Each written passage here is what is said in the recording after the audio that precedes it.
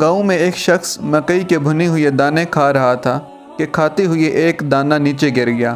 قریب ہی کھڑا ہوا مرغا دانے پر جھپٹا، لیکن مرغے کے پہنچنے سے پہلے ہی اس شخص نے دانہ اٹھا کر منہ میں ڈال لیا۔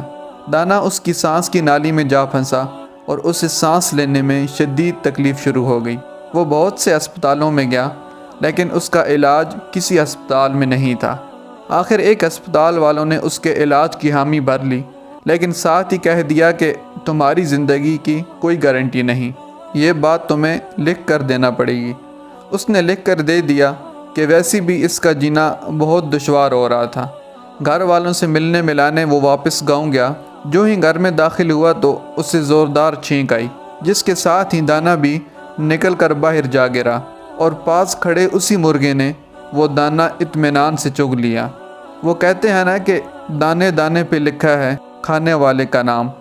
کوئی کچھ بھی کر لے، کسی دوسرے کا رزق نہیں کھا سکتا، کیونکہ یہ میرے رب کی تقسیم ہے۔